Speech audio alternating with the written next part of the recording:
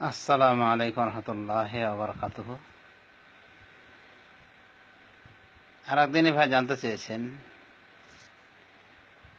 উনি তার এক রুমমেটকে বলেন নামাজের জন্য ডাকলে সে বলে যে আমি এখন নেশা করেছি, আমি এখন নামাজ যেতে পারবো না।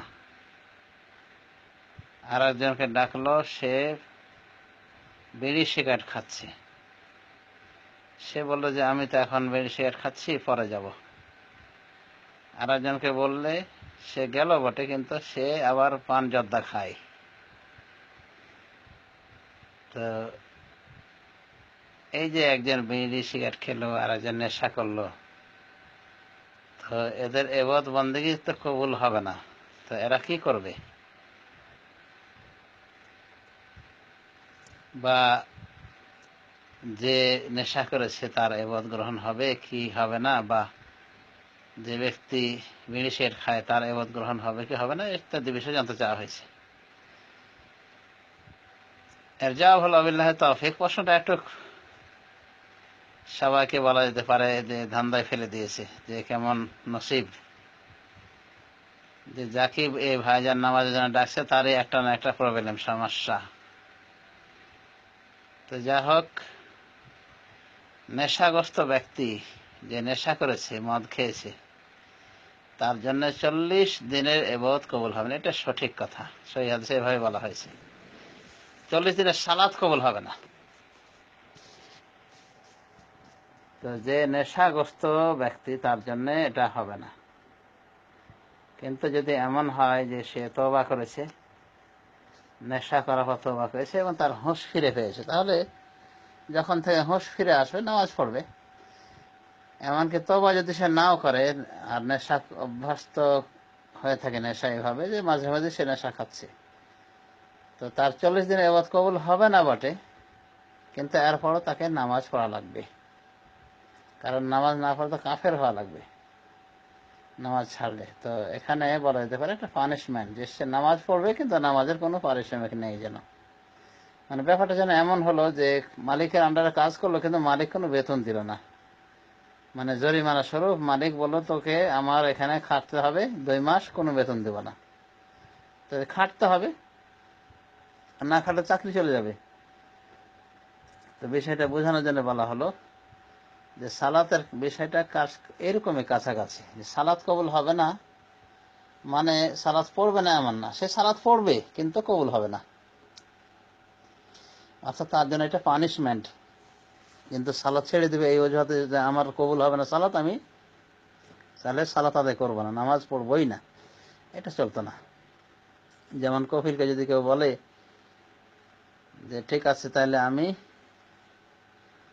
কোনো ডিউটি করব না, যেহেতু আমি বেতন পাবো না, তো সে যেমন মানে বহিষ্কৃত হওয়ার যোগ্য হয়ে যাবে কফিলের নিকটে, ঠিক ব্যাপারটা এরকমই মনে করতে হবে যে 40 দিন ইবাদত আল্লাহ কবুল করবেন না, কেউ কবুল হবে না বটে, কিন্তু তাকে পড়তে হবে জরিমানা স্বরূপ। না পড়লে তো কাফের, যে নামাজ ছাড়ে সে তো কাফের। সুতরাং নামাজ তাকে পড়তে হবে যখন তার হুঁশ ফিরে পাবে, অর্থাৎ নেশাখোর যখন হুঁশে ফিরে আসবে, তখন তাকে নামাজ পড়তে হবে। 40 দিনই নামাজ পড়তে হবে, মানে 40 দিন নামাজ বাদ দেওয়া যাবে না। তবে এটা তার পানিশমেন্ট, বুঝতেই পেরেছেন। বাকি তাহলে বিড়ি সিগারেট, দেখেন ভাই, বিড়ি সিগারেটটা আমরা মদের পর্যায়ে নিয়েছি, মদ হিসেবে হারাম বলার চেষ্টা করি আমাদের দেশে আলেমরা, কিন্তু ভালো ভালো আলেম যেটা সৌদি আরবে, যারা সৌদি আরবে রয়েছেন, তারা সরাসরি মদ মনে করেন না, যদি অনেকটা ক্ষতিকারক এবং মদের কাছাকাছি চলে যায় কোনো কোনো অবস্থায়, কিন্তু এটাকে তারা সরাসরি মদ ধরেননি, তবে হারাম গণ্য করেন। বিভিন্ন কারণে, যে এর ভিতরে অর্থকরী অপচয় হয়, এর মাধ্যমে মানুষকে কষ্ট দেওয়া হয়, কারণে খারাপ ধোঁয়া, অসহ্যকর ধোঁয়া ছড়ায়।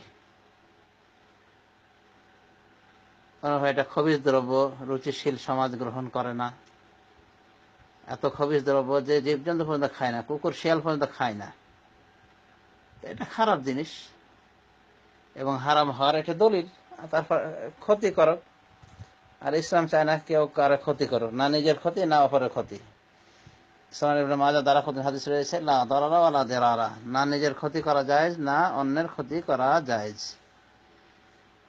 সুতরাং আমাদেরকে বিষয়টা খেয়াল করতে হবে। বিড়ি সিগারেট অবশ্যই ক্ষতিকর এবং হারাম, এর মাধ্যমে কোনো ফায়দা আসে না। যেটা ক্ষতিকর সেটা হারাম, যাতে অপচয় রয়েছে কোনো উপকার ছাড়া সেটাও হারাম, খবিশ দ্রব্য হওয়ার কারণেও হারাম, মানুষকে কষ্ট দেওয়া হয় সে কারণেও হারাম। তো বিড়ি সিগারেট হারাম, কিন্তু মদের মতো নয়। অতএব বিড়ি সিগারেট খেলে আমরা বলতে পারবো না যে তার 40 দিনের এবাদত গ্রহণ হবে না, এটা বাড়াবাড়ি হবে, ফতোয়ার ক্ষেত্রে এটা সীমা লঙ্ঘন হয়ে যাবে। তবে এতটুকু আমরা বলতে পারি যে যারা হারাম খায় তাদের দোয়া প্রত্যাখ্যাত হতে পারে। কারণ ওই মর্মে এখানে হাদিস রয়েছে সহিহ মুসলিমে যে রাসূলুল্লাহ সাল্লাল্লাহু আলাইহি ওয়াসাল্লাম একজন ব্যক্তির কথা উল্লেখ করেছেন যে সফরকে লম্বা করেছে, মানে দীর্ঘ সফর করে সে হাত দুখানা উঠিয়েছে, এমন অবস্থায় তার চুলগুলো এলোমেলো হয়ে রয়েছে, শরীর ধুলোয় ধূসিত রয়েছে, হাত উঠে কি বলছে ইয়া রব ইয়া রব। কিন্তু সমস্যা হলো ইয়া রব তো বলছে হে প্রতিপালক হে প্রতিপালক, কিন্তু সমস্যা হলো তার খাদ্য হারাম, পানীয় হারাম, পোশাক হারাম, হারাম দ্বারা লালিত পালিত হয়েছে। ফান্না ইস্তাজাব লিজালিক, তাহলে কিভাবে তার দোয়া কবুল করা হবে? মুসলিম শরীফ হাদিস। অতএব আমরা বলতে পারি যে হারাম যে খায় তার দোয়া কবুল না হওয়ার সমূহ সম্ভাবনা রয়েছে, কিন্তু অন্যান্য ইবাদতের ক্ষেত্রে আমরা বলতে পারবো না। সুতরাং হারাম খোরের ইবাদত বন্দেগী জড়ো হবে বটে, কিন্তু হারাম খোরিতে লিপ্ত থাকার জন্য তার অবস্থা আশঙ্কাজনক। অতএব যারা বিড়ি সিগারেট ইত্যাদি খায় এদেরকে আমরা বলবো না যে এদের সালাত বাতিল ওই মদের মতো, তবে তারা হারামে লিপ্ত এবং আশঙ্কাজনক অবস্থায়, এটা আমরা বুঝতে পেরেছি। বাকি থাকলো আরেকজনের কথা, যিনি জর্দা খেয়েছেন। জর্দাটাও বিড়ি সিগারেটের মতোই, অতএব এটা থেকেও পরহেজ করতে হবে এবং এটা হারাম, এবং এটা বিড়ি সিগারেটের মতো, বা বিড়ি সিগারেট হলো বিড়ি সিগারেট, জর্দা, এগুলি সবই কিছুর উৎস হলো তামাক, আর তামাক বিভিন্ন কারণে হারাম। বিড়ি সিগারেটের বিষয়ে উল্লেখ করতে যে এটা বলা হয়েছে কেন হারাম। এটা অখাদ্য কুখাদ্য, টাকার অপচয় বিনা কারণে, খবিশ দ্রব্য, মানুষের ক্ষতি হয়, নিজের ক্ষতি হয়, কারণ হারাম। তবে বিশেষ করে বিড়ি সিগারেট খেলে নামাজ কবুল হবে না, এই মর্মে আমরা স্পষ্ট আকারে বলতে পারবো না। একবারে যেটা মদের পর্যায়ে চলে গেছে ওটার ক্ষেত্রে আমরা বলবো 40 দিনের ইবাদত গ্রহণ হবে না। এরপরে যদি সে তওবা করে ফেলে খাঁটি মানে, তাহলে তার 40 দিনের ইবাদত গ্রহণ হবে না, এটাও প্রত্যাহার হয়ে যাবে। আল্লাহ রাব্বুল আমিন যেহেতু তওবাকারী তওবা গ্রহণ করেন, অতএব কেউ যদি নেশা করে তওবা করে ফেলে তাহলে আশা করা যায় যে আল্লাহ রাব্বুল আমিন তার ইবাদত গ্রহণ করবেন। 40 দিন ইবাদত ওর ক্ষেত্রে হবে না গ্রহণ, মানে 40 দিনের নামাজ, যে তওবা করেনি, এভাবে নেশা করেছে কিন্তু তওবা করেনি, তার ক্ষেত্রে এই আযাব, এই শাস্তি প্রযোজ্য। আশা করি বুঝতে পেরেছেন। ধন্যবাদ। সুতরাং শুধুমাত্র মদের ক্ষেত্রে আমরা বলবো 40 দিনের ইবাদত গ্রহণ হবে না, কিন্তু এরপর তাকে নামাজ পড়া লাগবে ফরজ আদায় করার জন্য, এবং কাফের ফতোয়ার হওয়ার হাত থেকে রেহাই পাওয়ার জন্য তাকে অবশ্যই নামাজ পড়া লাগবে। কিন্তু তওবা না করলে সে অবশ্যই গুনাহগার হবে এবং তার ইবাদত গ্রহণ হবে না।